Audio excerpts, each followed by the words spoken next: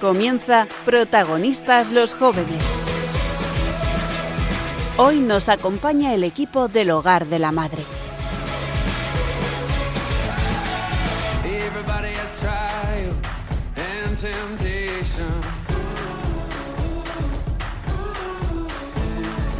Everybody knows heartbreak, isolation. But we can lay our burdens down. Lay our burdens down.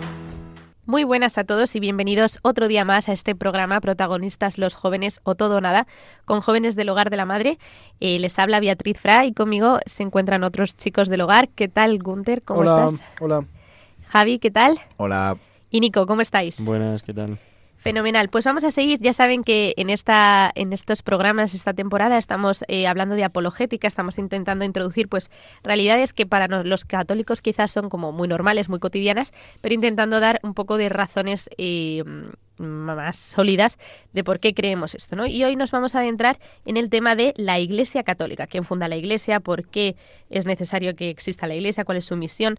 Y si existe salvación fuera de la Iglesia y es la única Iglesia verdadera. Así que nada, les invitamos a que se queden con nosotros y si quieren volver a escuchar este programa o los otros que hemos grabado, recuerdo que pueden hacerlo en los podcasts de Radio María, en radiomaria.es, y también que pueden escribirnos al correo protagonistaslos2@radiomaria.es.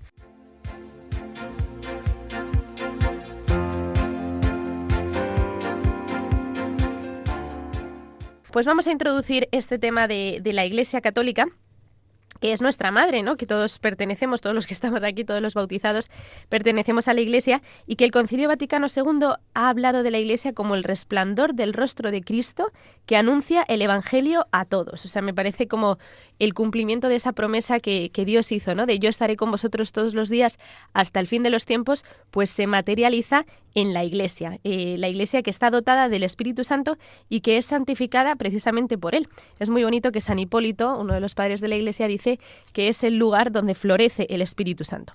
Pero, ¿qué significa Iglesia, ¿no? Pues su significado más básico es convocación, es asamblea. ¿Y qué quiere decir esto de convocación? Pues que es el pueblo que ha sido convocado por Dios, el pueblo elegido por Dios para ser su propio pueblo, que estamos alimentados por Él, por medio de los sacramentos, y que por medio de ese alimento nos vamos convirtiendo en el mismo Cristo, ¿no? O sea, que es una cosa como muy bonita.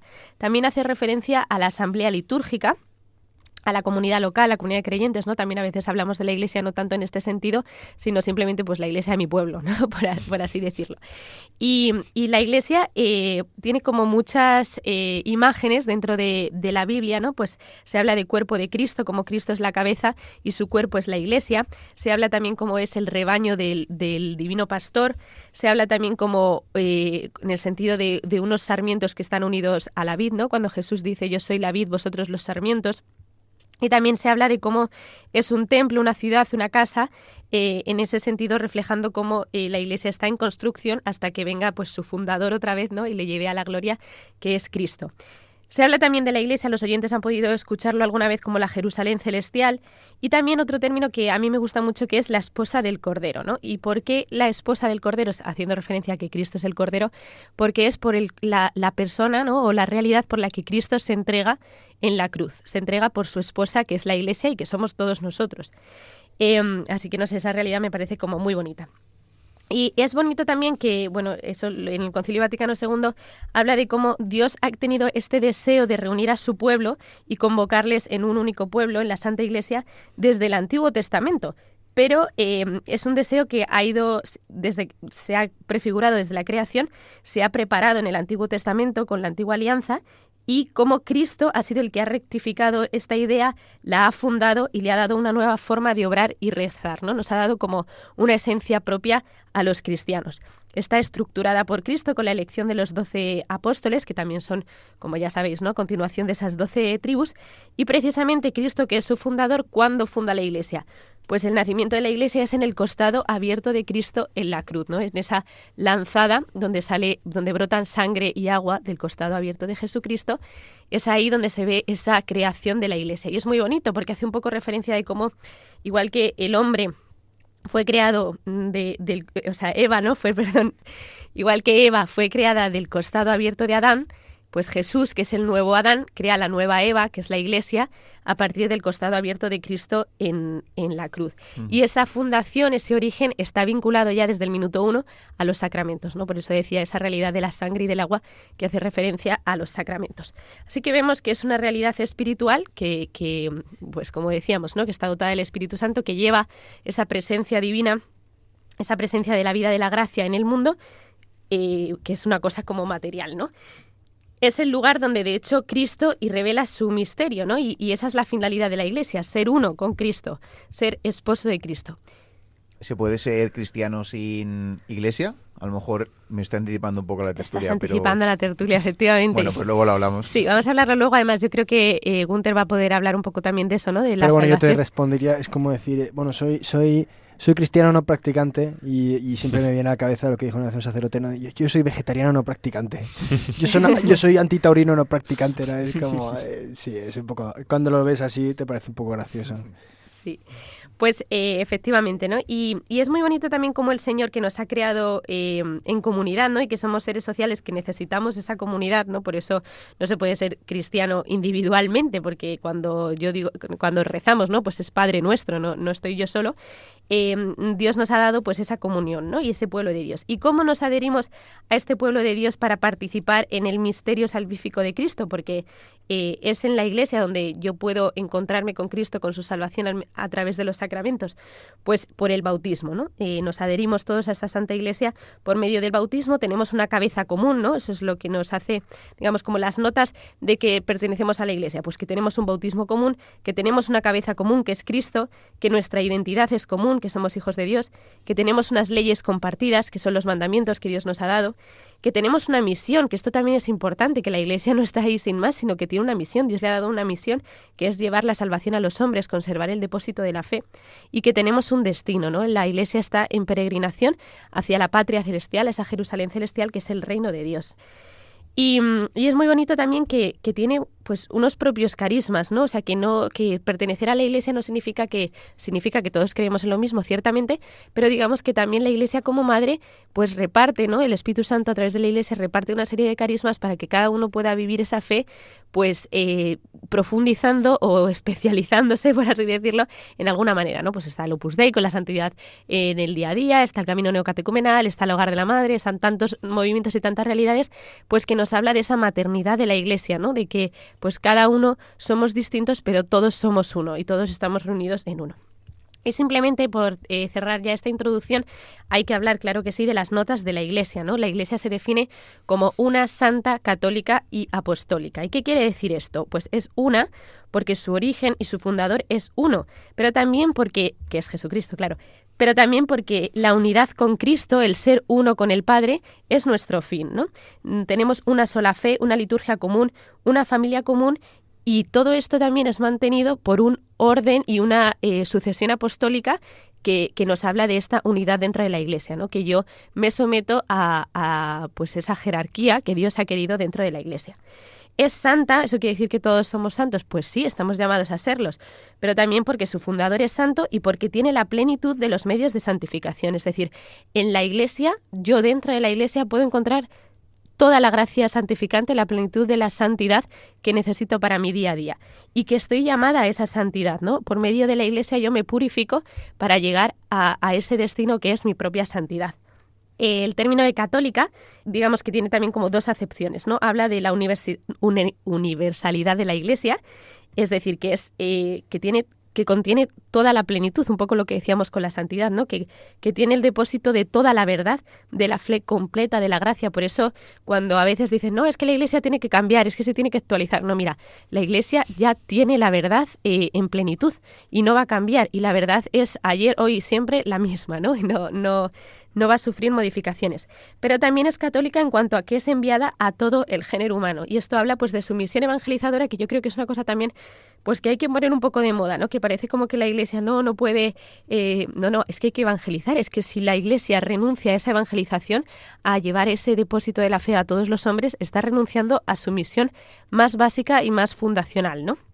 No sé si, Javi, querías comentar algo. Bueno, iba a decir que me llama mucho la atención cómo realmente se ve que el cristianismo es la religión más universal. O sea, si tú piensas en otras religiones, el Islam, por ejemplo, pues está como localizado en algunas áreas geográficas y encima como que arrasa un poco con las culturas preexistentes, el budismo, el confucianismo, todas estas. Y sin embargo, el cristianismo es la única religión que haya ido donde haya ido, se ha integrado en la cultura y no tiene nada que ver, o sea, obviamente muchas cosas en común, ¿no? Pero cada lugar tiene los rasgos distintivos de su cultura, pues un católico en Japón, estoy pensando en Takashi Nagai, o los católicos en Sudamérica, los católicos en Europa, en África, cada uno integra perfectamente su cultura, ¿no? Los rasgos de su cultura que son verdaderos y ciertos con la experiencia de la fe católica. Bueno, ya lo decía el Señor, ¿no? Vendrán de Oriente y de Occidente y se sentarán a la mesa. Entonces... Y sin embargo, qué bonito también que aunque se respetan esas culturas y es así y es una preciosidad y gracias a Dios, ¿no? Así podemos hacer turismo y ver tantas cosas,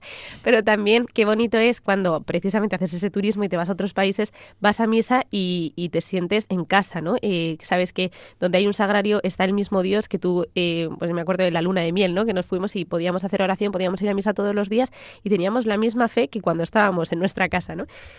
Así que sí, es muy bonito. Bueno, y la última nota, ya por terminar y pasar a la siguiente sección, es apostólica, que es, bueno, más fácil, ¿no? Pues evidentemente fundada por los apóstoles, que ya lo hemos dicho, y que esos apóstoles, su sucesión, pues es la jerarquía de la Iglesia. Y en la jerarquía de la Iglesia, pues puede ser que te cueste más o te cueste menos, pero hay que aceptar y someter que Cristo lo quiso así, ¿no? Cristo puso a San Pedro como cabeza de la Iglesia, nombró a los 12 apóstoles, podía haber nombrado a más o menos, ¿no? Yo creo que después vamos a poder hablar de esto, pero también importante decir que su misión no es aquí someter a los pueblos, sino que es guardar y conservar el depósito de la fe, ¿no? Y transmitirlo, enseñar, santificar y gobernar el pueblo de Dios elegido.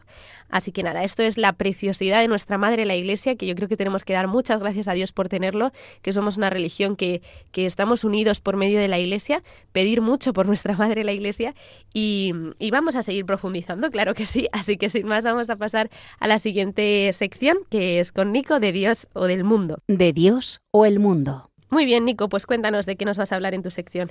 Hoy vamos a hablar sobre el auge de la fe en la gente joven y ese crecimiento de la Iglesia, pues, en los jóvenes, ¿no?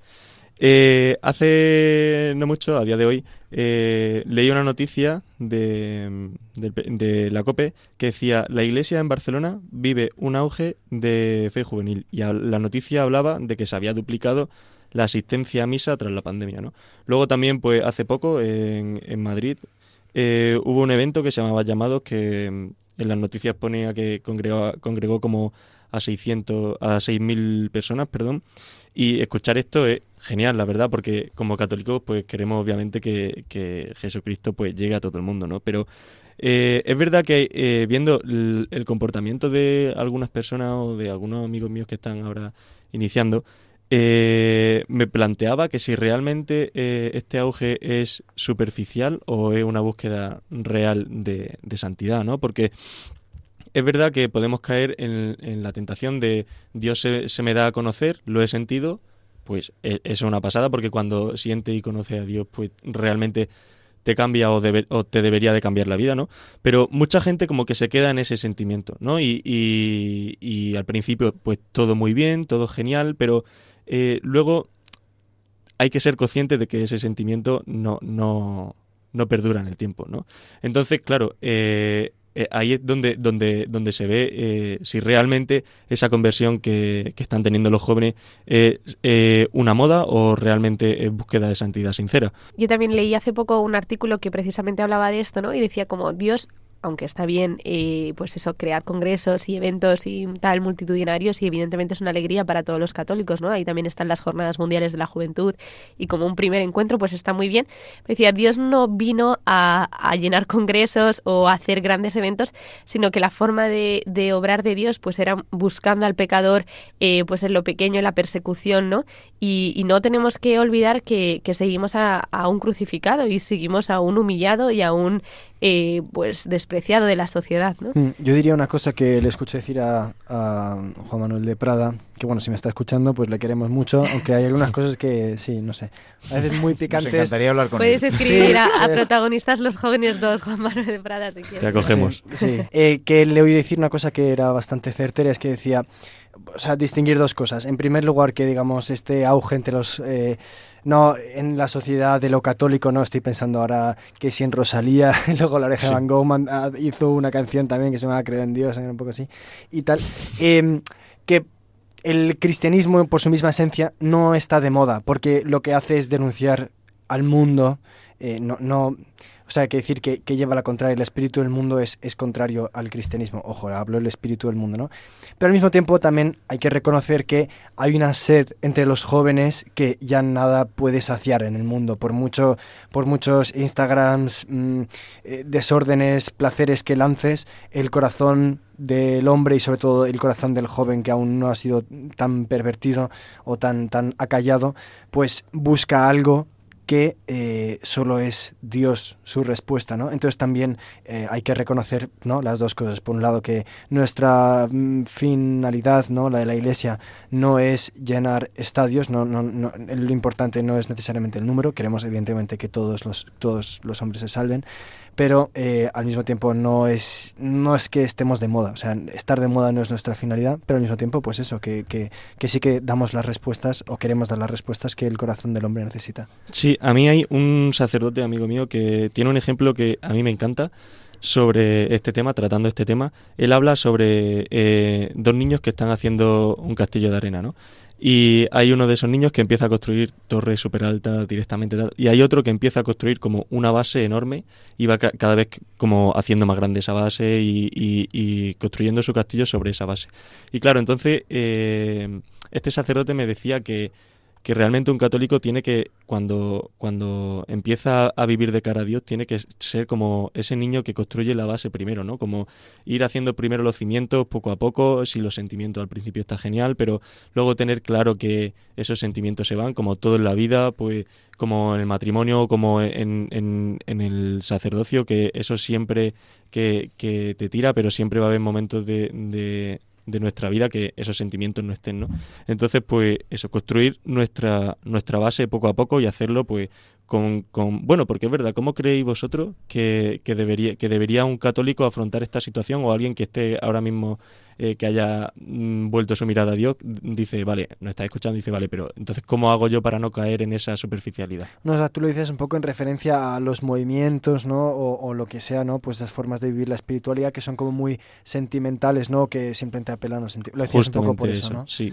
Yo creo que la clave es ponerse delante de Dios, ¿no? O sea, que al final el Señor también y el Espíritu Santo te va guiando. Entonces, bueno, pues está bien que, pues como en una relación humana, ¿no? Tú primero tienes un momento de enamoramiento y donde los sentimientos están a flor de piel, pero evidentemente ese sentimiento tiene que dejar paso, dejar lugar a una voluntad seria de compromiso.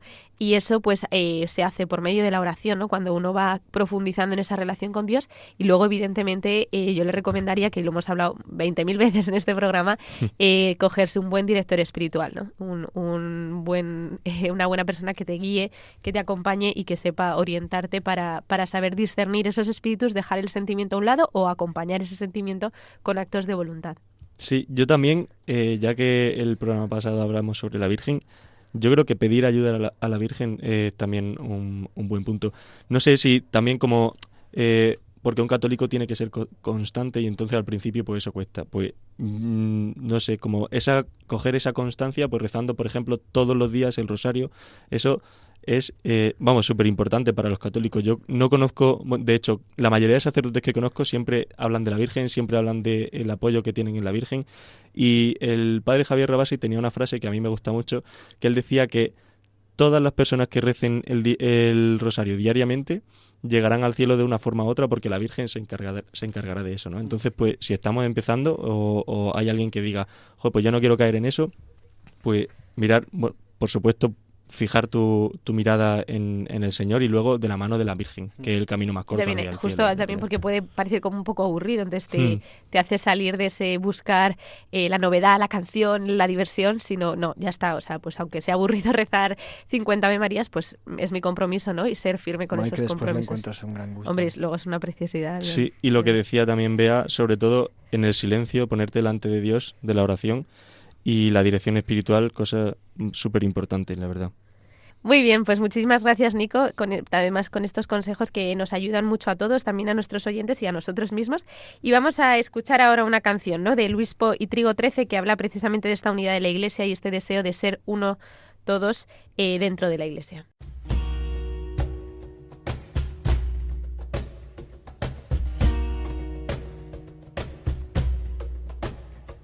Con el viento que aletea sobre el agua, el aliento que proclama una nueva creación. Con el agua que sepulta y que levanta, la promesa que abalanza 1000 caminos a la luz. Con el fuego que devora mis entrañas y que brota de la cruz. Que todos sean uno, como tu Padre en mí, como yo Padre en ti. Que todos sean uno, como tu Padre en mí, como yo Padre en ti. Para dar razón al mundo de esperanza, de una vida que proclama la victoria del amor. Para darles, Padre eterno, nuestro sello y celebren mi presencia, este, oeste, norte, azul. Consumados los envío a todas partes, como me enviaste tú. Que todos sean uno, como tu Padre en mí, como yo Padre en ti. Que todos sean uno, como tu Padre en mí, como yo Padre en ti. Que todos sean uno, como tu Padre en mí, como yo Padre en ti. Que todos sean uno, como tu Padre en mí, como yo Padre en ti. Con el fuego que devora mis entrañas y que brota de la cruz.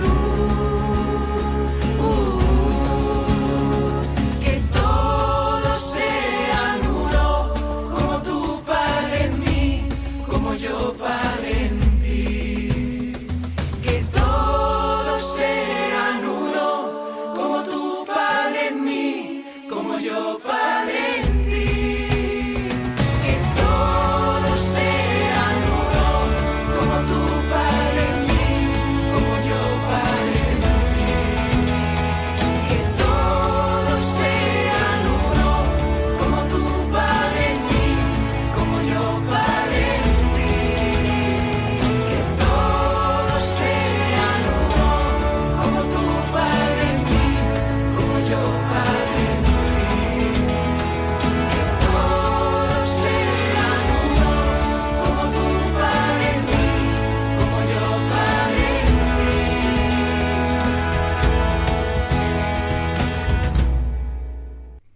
Fenomenal, pues después de esta canción tan bonita que pueden encontrar en YouTube, en el canal de Luis Po y Trigo 13, vamos a seguir con nuestro programa en la sección de la mano de Günter Rauer, donde vamos a ver pues qué dice la Iglesia, precisamente qué es la verdad sobre este tema de la Iglesia. La voz de la verdad. Muy bien, Günter, pues te escuchamos.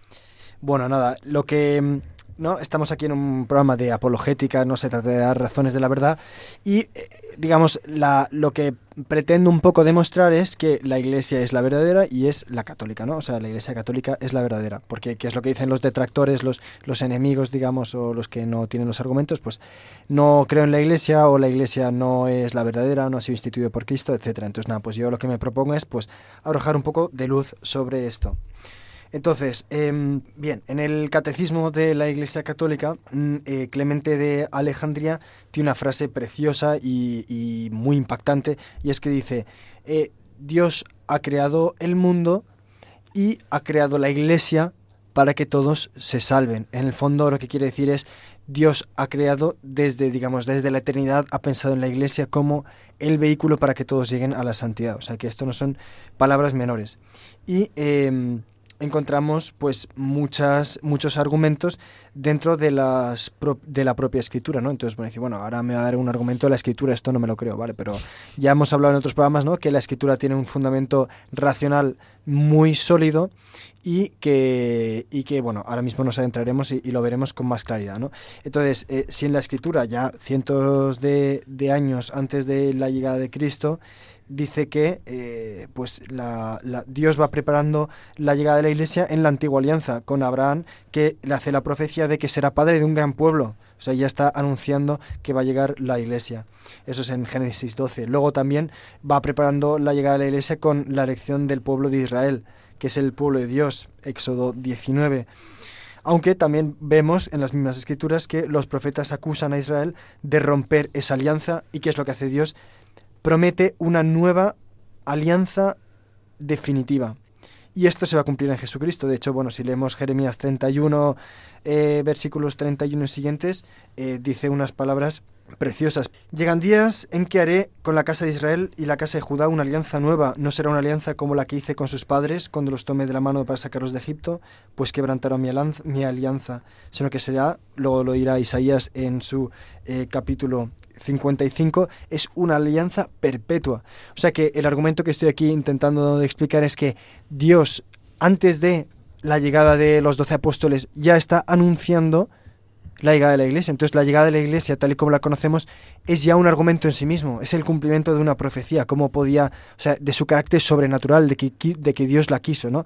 Y mucho más claramente ya lo vemos en los evangelios. Cuando llega la elección de los 12, concretamente en Marcos 3, es como muy, muy conciso y al mismo tiempo como es que no deja lugar a dudas. Dice, Jesús subió al monte, esto es el versículo 13, Jesús subió al monte, llamó a los que quiso y se fueron con él, e instituyó 12 para que estuvieran con él y para enviarlos a predicar. O sea, el origen de la Iglesia es divino. Y el que no lo quiera ver, pues bueno, pues no tendrá razones, pero Pero razones malas, lo Exacto. estamos viendo. Exacto, Qué porque está aquí en el Evangelio que dice Dios, pero en Cristo instituyó a quien quiso. Y además también, bueno, esto está un poco enlazado con el tema, ¿no? Pero cuando hablan del sacerdocio femenino, pues dice, mira, Cristo no le daban igual las modas, rompió, entre comillas, muchas reglas establecidas, pero la elección de los 12 y que fueran todos ellos varones, esa no la quiso romper. O sea, que no es porque tuviera una presión cultural o social de no, es que tenían que ser hombres porque en aquel entonces, no es verdad, a Cristo le daba igual tener enemigos, que los fariseos opinaran una cosa y otra, pero insistió, y así lo quiso, en nombrar a 12 apóstoles, que eran, digamos, el reflejo, ¿no?, de las tribus de Israel, y que todos ellos fueran varones. Pero bueno, eso así como pequeña cuña. No le importó pues lo que le acusaban de comer con pecadores. Sí, con o sea, de hecho publicanos, fue a la cruz por un montón de cosas, pero no le importó, o sea, quiero decir, que le acusaran de una cosa y otra, le dio igual, o sea, pero sí que insistió en que fueran 12 varones, ¿no? Gracias, Javi. Y luego también quería decir, ¿no?, la Iglesia, o sea, un argumento fortísimo en favor de la veracidad de la Iglesia católica, ya desde un punto de vista puramente apologético, es la santidad de la Iglesia, o sea, y su estabilidad en el tiempo. Ninguna institución humana ha permanecido tanto tiempo como la Iglesia católica, y insisto en lo de católica porque las demás iglesias, ahora hablaré sobre ellas, no tienen esa prerrogativa, ¿no? Y además, lo decía Beatriz también, es una iglesia que es apostólica, es decir, que los obispos que hoy en día tenemos y conocemos son sucesores por una línea directa y perfectamente trazable a Jesucristo o sea, a San Pedro y a los demás apóstoles. Prerrogativa que no tienen, por ejemplo, ni los protestantes. Los anglicanos creo que, no sé si la tenían hace un poco de tiempo y la perdieron, y me parece, en esto la es que no voy a dar una respuesta categórica, pero creo que los ortodoxos aún tienen cierta sucesión apostólica, pero en ninguna institución tan clara como en la Iglesia católica. Y luego es la santidad también. Y tan antigua. Y luego también la santidad. O sea, es una muestra clara de que la Iglesia es la verdadera por la santidad, que luego se dice, bueno, sí, en la Iglesia hay muchos pecadores y no sé qué, los sacerdotes, vale, sí, pero y ponlo al lado de la santidad de San Francisco de Asís y es que quedas completamente enmudecido. O sea, es una muestra clara del origen divino la vida de un San Francisco así. Y hay Santa- miles de santos y en la hay miles- iglesia, ¿no? De hecho, a mí me llama la atención, perdona, un pequeño paréntesis, Gunther, ¿no? Que los abusos de la iglesia, es verdad que son un drama, que un sacerdote o una persona dentro de la iglesia haga un acto tan terrible, pero hace poco escuchaba en una charla que el porcentaje de o sea, el número de sacerdotes o de miembros de la iglesia que cometen abusos es menor que el de que tu abuela cometa un abuso dentro de Sí, tu sí. familia. O sea, que cuando lo ves así en esa realidad comparativa dices, madre mía, que tampoco, o sea, nos estamos llevando, que insisto, que solo con uno ya justificaría llevarnos las manos a la cabeza, ¿no? Pero que también hay que entender los datos en su realidad y que evidentemente el bien que hace la Iglesia y los santos que ha dado la Iglesia son mucho mayores que desgraciadamente Sí, sí, los pecados hace de la más Iglesia. ruido un árbol que cae Caído. que un bosque que crece, ¿no? Eso es cierto. Y bueno, y junto a esto también quería contraponerlo a las iglesias que no son las verdaderas, ¿no? Iglesias como entendido como asamblea, ¿no? Pensamos en las denominaciones protestantes que hoy en día es que ya se ha perdido la cuenta, pero van por 2.500 y subiendo, ¿no? No. O sea, clara muestra de que no son la verdadera, porque la verdad es única. Y dentro de la iglesia habrá denominaciones, pero es una. Y bien, Beatriz ya lo anunciaba un poco, la salvación fuera de la iglesia, ¿no? Entonces, ¿hay salvación fuera de la iglesia? Bien, la respuesta es no, y ahora la respuesta pues con sus matices debidos, ¿no? O sea, no hay salvación fuera de la iglesia católica, es decir, que nadie fuera de la iglesia católica pueda llegar al cielo. Siendo esto cierto, ahora hay que decir, los que obran de acuerdo a su conciencia, sin culpa de haber conocido la iglesia, sin culpa de haber conocido a Jesucristo, evidentemente pueden llegar al cielo. Pero si llegan al cielo solo son por los méritos de Jesucristo y a través de la iglesia. Es decir, que incluso si una persona no conoce la iglesia como institución jerarquizada, etcétera, no significa que no se salve por medio de la iglesia, que es la que va supliendo y que es la esposa de Cristo, que es el que tiene los méritos para que tú llegues al cielo. Es decir, que siempre es la salvación por medio de Jesucristo y de su Iglesia. Lo que pasa es que los caminos de Dios pues muchas veces son desconocidos, ¿no? Y ahí están las semillas del verbo, ¿no? Que también habla el catecismo, yo creo, si no me equivoco, que es verdad que Dios ha dejado como pequeñas huellas de su persona, de su acción en otros lugares y que son como pequeñas boyas, ¿no?, en medio del mar donde una persona puede agarrarse y a través de ello llegar a la salvación, pero es siempre por los méritos de Cristo, ¿no? Tú solo y tú con otras personas no puedes salvarte si no es por medio de Cristo, ¿no? ¿No es así? Correcto. Muy bien, pues nada, muchísimas gracias, Gunther. La verdad que muy bien, nos ha quedado mucho más claro este tema y ahora vamos a pasar a nuestra sección científica de la mano de nuestro científico del programa, Javi Sánchez. De la ciencia a Dios. Muy bien, Javi, pues cuéntanos, te escuchamos muy atentos. Javi, ¿tú estudias conciencias? No, hasta bachillerato, nada más. Pero se lo van a convalidar ahora. Pero gracias a estos la programas. verdad, vamos, la verdad le gusta a cualquiera. Eso Muy bien, es. perdona. Bueno, el tema de hoy no es muy científico como tal, pero que creo que viene mucho a colación porque, claro, al final estamos hablando de qué es la Iglesia y de dónde proviene su autoridad, y al final aquí la respuesta es fácil, es que su autoridad viene de que la instituyó Jesucristo. Y aquí la pregunta es, vale, ¿y quién era este tal Jesucristo para darle esta autoridad, ¿no?, a esta institución? Os voy a contar unas cuantas cosas que me parecen muy interesantes, que vienen a reforzar un poco, bueno, el objetivo es invitar a los oyentes a reflexionar un poco sobre realmente el milagro, que lo quiera entender como tal, ¿no?, que supuso que realmente el cristianismo se extendiese de esta forma por el mundo y que Jesucristo tuviese la relevancia que ha tenido. Muy rápidamente, simplemente decir que intentad buscar otro personaje en la historia que tenga la misma relevancia que ha tenido Jesucristo. Ya no digo a nivel de que lo conozcamos o que tengamos una crónica de él, sino a nivel de cómo ha influido en todo, en la cultura, en la música, en la arquitectura, en la ciencia, en la historia, en las motivaciones políticas, en las motivaciones sociales, en tantos y tantas historias de personas a lo largo de la historia. Es muy complicado encontrar. Javi Sánchez, quizás. Todavía no. Vamos en No. ello. Faltaría más, no pretendo. Invito a que lo penséis, ¿no? O sea, podríamos poner ejemplos de personajes históricos muy relevantes, pues yo qué sé, Julio César, Napoleón, Cristóbal Colón, ¿no? Personas que realmente tuvieron un impacto en la historia y que cambiaron el curso de acontecimientos, pero ninguno de ellos partía de una situación tan desfavorable como se puede decir que tuvo Jesucristo. Bueno, ni haya un impacto Ni ha tenido un impacto tan ni por importante. asomo. Exactamente. Pues yo que sé, Napoleón, pues el gran conquistador francés, la persona más famosa de toda la historia de Francia, pues tuvo una relevancia y luego se acabó y ya está. Y su cultura pues no se difundió de la forma en la que se hizo la cultura cristiana. Jesucristo es una persona que nació en una provincia perdida, pobre del Imperio Romano. Realmente los judíos ahí eran lo último de lo último. Es una persona que nació en una familia pobrísima, que nunca tuvo nada. Estuvo 30 años en la clandestinidad, en el anonimato más absoluto. Su ministerio fue muy breve y muy humilde. Duró apenas 3 años, es lo que narra los evangelios. No tenía radio ni medios de difusión. No tenía ningún medio de difusión. La gente con la que se rodeó no eran, o sea, no todos eran analfabetos ni mucho menos, pero no eran gente culta, no estaban en la escuela de Atenas, que era un poco pues el centro cultural de la época, no estaban en un lugar propicio para la difusión de sus ideas, por así decirlo. Tampoco tuvo un final feliz de acuerdo con el mundo, o sea, murió crucificado. Y que, o sea, que, al final, pues, una doctrina que acaba en la muerte de su originador, pues, hombre, no tiene un futuro muy halagueño, ¿no? Bueno, luego resucitó. Luego resucitó, pero esto no lo sabían al principio.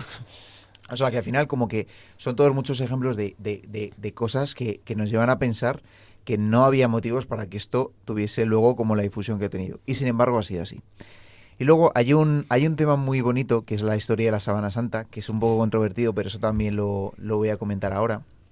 Y es la historia de los lienzos que cubrieron a Jesucristo durante el tiempo que estuvo sepultado en el sepulcro, debajo del Gólgota. Es una historia preciosa, es muy interesante profundizar en ella. Voy a intentar daros unas pinceladas de la historia de la Sábana Santa, porque creo que realmente merece la pena. Y además yo creo que es una de las cosas más estudiadas, ¿no? O sea, que los oyentes también, si les interesa el tema, en Internet hay muchísimos documentos, vídeos, charlas que lo pueden encontrar. Sí, hay una exposición preciosa que se llama The Mystery Man, que os animo también a todos los oyentes a ir a verla si podéis. La historia de la Sábana Santa, bueno, hay muchísimas crónicas y muchísimos textos repartidos por toda Europa y por todo Oriente Próximo que hablan de este lienzo, textil. de este objeto, de este textil, y que nos vienen a reforzar la idea de su historia y de su validez. Las primeras nociones que se tienen de ella es que el apóstol Tadeo la llevó y se la entregó al rey de Edesa, Akbar. Este rey la mantuvo en Edesa durante muchos siglos.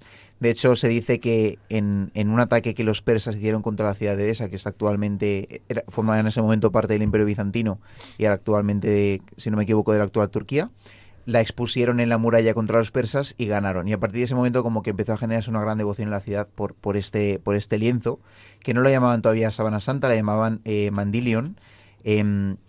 Era un lienzo que lo doblaban en 4 y lo tenían ahí expuesto. Lo que pasa es que posteriormente, ante los ataques de estos pueblos, lo que hacen es trasladar el Mandilion al centro del imperio, que era Constantinopla.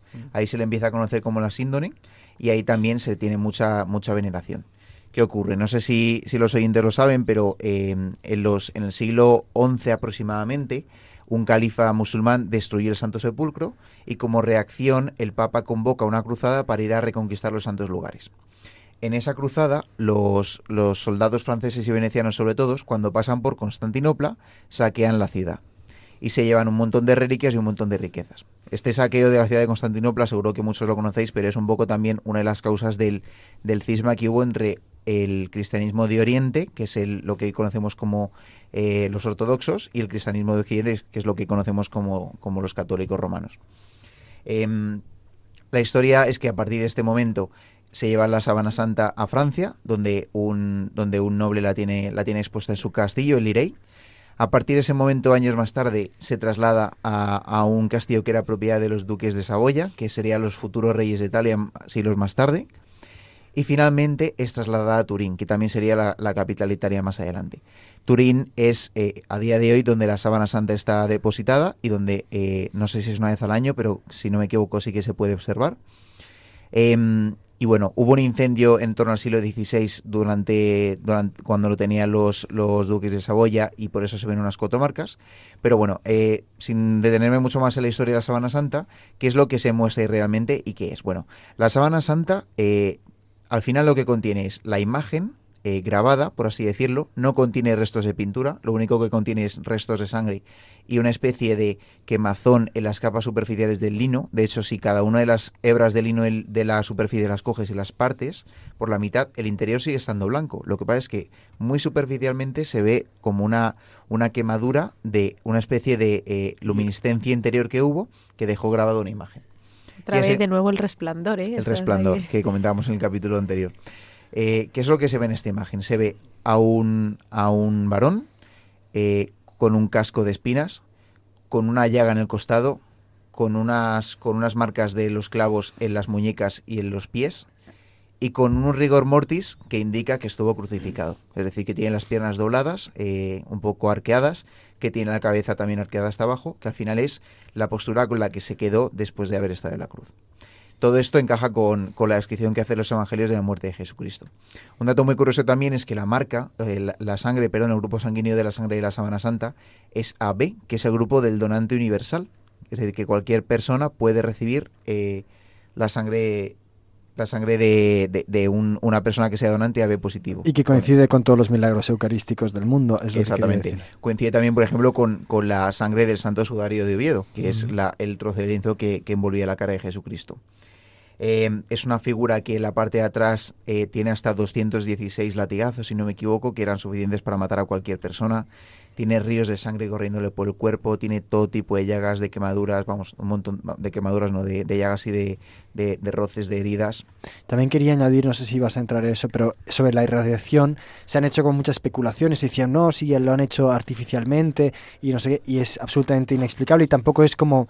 decía, no se puede decir que estuviera quemado en el sentido de como si hubiera habido algún tipo de combustión, sino que de alguna manera que los científicos a día de hoy aún no se explican, un cierto tipo de irradiación ha impreso esa imagen, que además si se pone en 3D, o sea, mejor dicho, se puede poner en 3D, es decir, que tiene como grises. Hay Entonces, zonas más claras, más oscuras, sí. en función de la distancia que tenía la tela respecto del cuerpo de Jesucristo, la imagen está más marcada o menos. Sí. Y eso dicen que es que era imposible hacerlo en el momento en que se hizo que ocurrió esto, ¿no?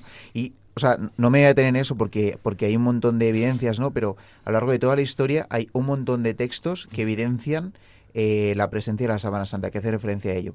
Hay una polémica porque en los años 80 se hizo un estudio con datación de carbono 14 sí. que determinó que la sábana santa, su origen era entre la segunda mitad del siglo XIII y la primera mitad del siglo XIV aproximadamente.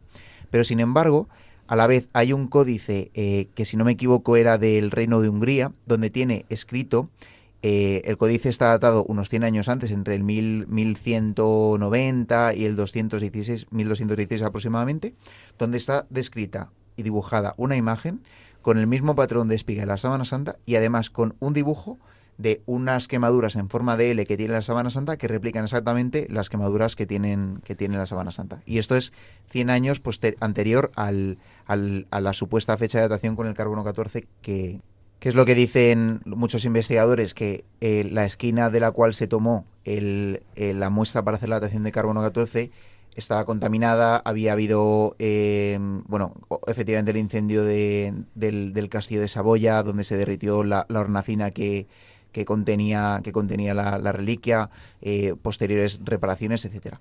Y luego hay un tema también muy interesante, es que a lo largo de toda la Sábana Santa han hecho análisis de materia orgánica que hay ahí adherida, de muestras de polen, de flora, etcétera, que únicamente existían en la zona de Jerusalén y que encima datan, incluso muchas de ellas son plantas extintas que eran de esos siglos el siglo en el que estuvo vivo Jesucristo y ya no posterior.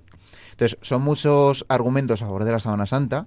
La Iglesia no obliga a creer en ella, obviamente, no es un dogma de fe que la Sábana Santa sea verídica, pero es muy bonito ver cómo esto realmente refleja la existencia de un hombre real, concreto, que tuvo lugar en la historia y que a partir de ese momento cambió el curso de la historia de la humanidad para siempre. Y unos hechos extraordinarios, ciertamente. Sí. Y luego, animo a que los oyentes se informen más sobre ello, vayan a ver la exposición si pueden, porque realmente es muy bonito y muy impresionante ver la figura de Jesucristo, o sea, como que estaba ahí, realmente muy bonito. Cuánto sufrió también, ¿no? Sí, y luego también, ya para acabar, perdón, es curioso porque hay una coincidencia grande entre la cara de Jesucristo de la Sábana Santa y la representación que se hace de él en muchos mosaicos, en muchos iconos bizantinos, en mucho arte, que realmente como que intentaban replicar lo que habían visto ahí. Entonces que también es un tema como de rezar, de meditación, de contemplación. Sí.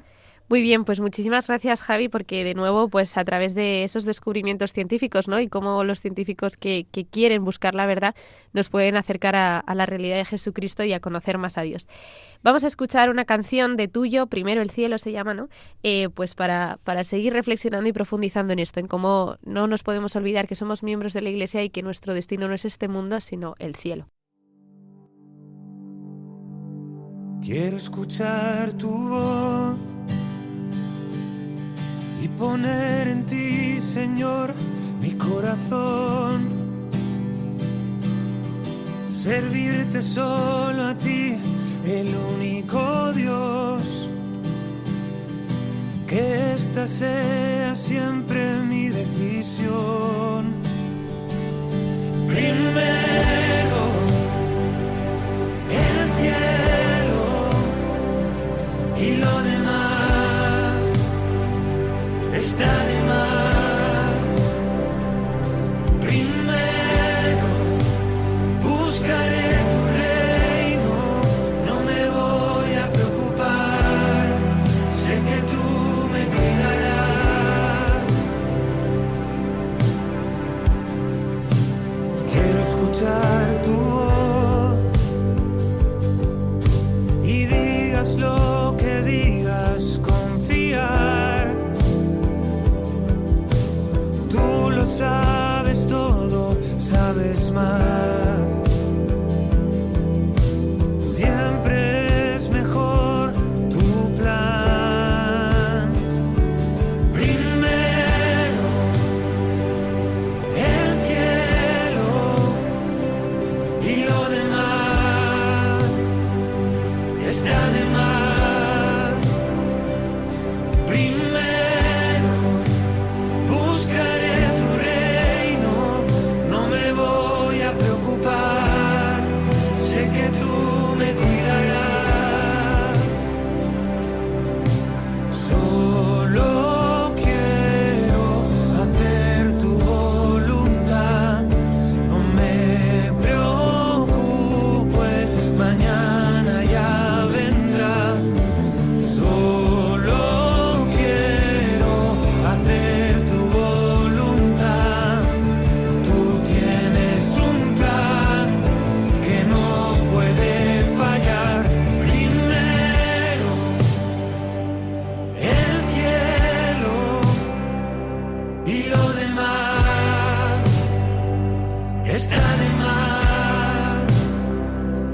Primero buscaré tu reino, no me voy a preocupar, sé que tú me cuidarás.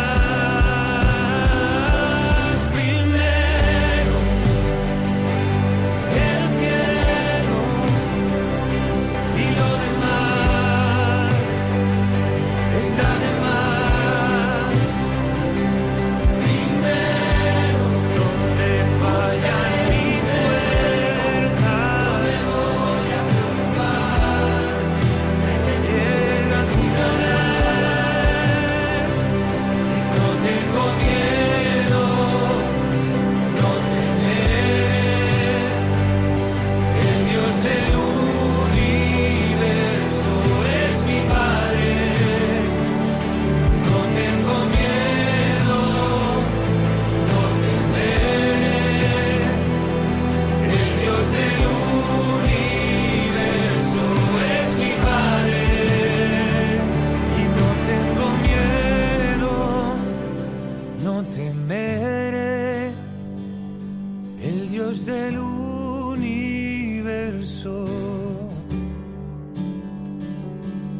es mi Padre.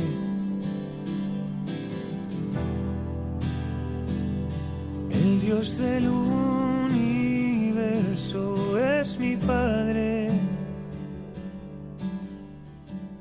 Muy bien, pues esto ha sido primero el cielo de tuyo. Y nada, vamos a ya ir cerrando este programa en el que hemos hablado de esta realidad de la Iglesia, de nuestra Madre, la Santa Iglesia. Y yo simplemente pues quería hacer una pequeña reflexión, ¿no? De que pues que somos parte de la Iglesia, pero una parte activa, que muchas veces pues es muy fácil criticar a los sacerdotes, a la gente que la hace mal, pero oye, tú también formas parte de esta Iglesia, ¿no? Y al final es como estar criticando a tu padre, a tu madre, a tu hermano, pero la fama de tu familia también es tus propios actos, tus propias decisiones, y tú en medio de la universidad, tú en medio del mundo estás siendo imagen de Cristo en la Iglesia, ¿no? Que hemos dicho que la Iglesia era ese rostro de Cristo, pues tú estás siendo para los demás esa figura de la Iglesia, y por lo tanto tienes una gran responsabilidad. Entonces, sí, como que ojalá todos tengamos esa concepción madura, ¿no? De tengo mucha responsabilidad y soy parte activa de la Iglesia, tengo que ayudar a ese crecimiento espiritual de la Iglesia, tengo que aportar cosas a la Iglesia, no simplemente recibir, sino también tengo que dar mucho a esta institución que es mi madre y que tanto me ha dado, ¿no? Así que nada, pero bueno, muchas gracias a todos por escucharnos, también pues aquí a mis compañeros de tertulia. Esto ha sido Protagonistas los Jóvenes 2 con el Hogar de la Madre, en el que hemos intentado pues argumentar un poco la existencia, la realidad, la necesidad de la Iglesia Católica, y nada, pues lo hemos hecho con nuestras secciones habituales, ¿no? Nico, con su sección de Dios del Mundo, ¿de qué nos has hablado, Nico? Sí, hemos hablado del auge de la fe en la gente joven y de cómo podemos perseverar en nuestra fe. Después Gunter, ¿qué nos has dicho, Gunter, en este Mi sección programa? era La Voz de la Verdad, y he intentado arrojar algo de luz sobre los argumentos, tanto bíblicos como racionales, que tenemos acerca de la existencia de la Iglesia, su veracidad, su santidad, su origen divino. Y por último, Javi, en tu sección, ¿qué nos has hablado? Hemos hablado de Jesucristo como un hecho histórico y de la Sábana Santa. Muy bien, pues nada, muchas gracias, de verdad que ha sido un programa muy bonito, tenemos que dar muchas gracias a Dios por nuestra Madre la Iglesia, rezar mucho por ella, y nada, sin más, recordar a los oyentes que pueden volver a escuchar este programa o cualquier otro de nuestras secciones en los podcasts de Radio María, en Protagonistas los Jóvenes, y que pueden escribirnos si tienen alguna sugerencia, alguna duda, alguna matización a protagonistaslosjóvenes2@radiomaria.es, y que recen mucho por nosotros, y si Dios quiere nos vemos en el siguiente programa. Hasta la pronto. próxima. Chao. Adiós.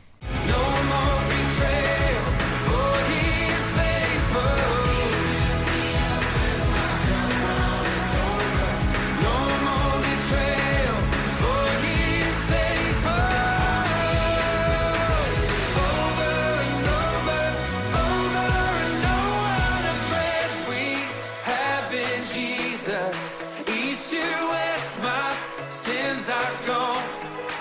I see grace on every horizon. Así finaliza Protagonistas los Jóvenes. Hoy nos ha acompañado el equipo del Hogar de la Madre.